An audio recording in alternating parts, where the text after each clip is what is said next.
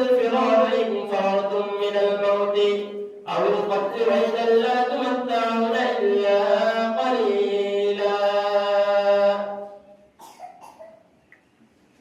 তাহলে আমরা হাদিস এবং কোরআন থেকে কি বুঝলাম?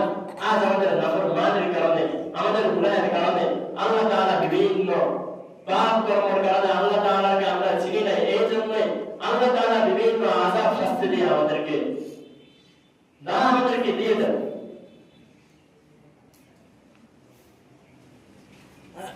এখন থেকে আমরা নিয়ত করি, আমার এলাকার মধ্যে যেখানেই থাকি আমি, আমার পাশে অনৈতিক কাজ করা হচ্ছে, আমার পাশে গান বাজনা করা হচ্ছে, আমার এলাকার মধ্যে গান বাজনা করা হচ্ছে, আমার এলাকার মধ্যে কেউ আল্লাহ তাআলার বিধান নিয়ে ছিনিমিনি খেলছে, আমার এলাকার মধ্যে কেউ আল্লাহ তাআলার বিধান নিয়ে বিভিন্ন ধরনের কথা বলছে, তাহলে আমি তার বিরুদ্ধে প্রতিরোধ করব।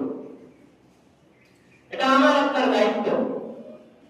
কুল্লুকুম রা'in ওয়া কুল্লুকুম মাসউলুন আন রা'ইয়াতিহি। প্রত্যেকের দায়িত্ব হিসাব দিতে হবে আল্লাহ তাআলার কাছে। বর্তমানে যে বিদ্যা বেড়ে রয়েছে, বাউল সম্প্রদায়, এরা কি করছে? এরা আল্লাহ রাসূল সাল্লাল্লাহু আলাইহি ওয়াসাল্লামের হাদিস নিয়ে আল্লাহ তাআলাকে নিয়ে বিভিন্ন ধরনের অজ্ঞতাবশত আল্লাহ তাআলা থেকে নিয়ে এমন কথা বলছে যেগুলো মুসলমানদের গায়ে নাড়া দিয়ে ওঠে।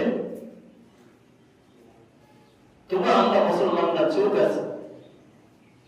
বিভিন্ন ক্ষমতা দল আজকে কি করছে? বিভিন্ন ক্ষমতা দল তাদের কাছে সাপোর্ট দিচ্ছে যে যারা তাদেরকে ধরে নিয়ে যাচ্ছে তাদেরকে অবিলম্বে মুক্তি দেন। তারা আমার আল্লাহ তাআলাকে নিয়ে এত জঘন্য কথা বলছে, আমি তাদের মুক্তির জন্য চাই। তারা আমার ঈমান কই আছে? যারা তাদেরকে সাপোর্ট দিচ্ছে তাদের ঈমান কই আছে দেখেন আপনি। তাদের ঈমান আছে কিনা সন্দেহ। তারা আমার আল্লাহ তাআলাকে নিয়ে এমন কথা বলার কারণে এখন তাদেরকে আমরা তাদের মুক্তির জন্য আন্দোলন করেছি। আল্লাহ তাআলা এই সব কিছু থেকে আমাকে আপনাকে হেফাজত করুন। আমিন। আল্লাহ তাআলা আমার আপনার ঈমানকে মজবুত করে দেন। ইসলামের জন্য আমাকে আপনাকে জীবন দেওয়ার জন্য তৌফিক দান করুন। আমিন।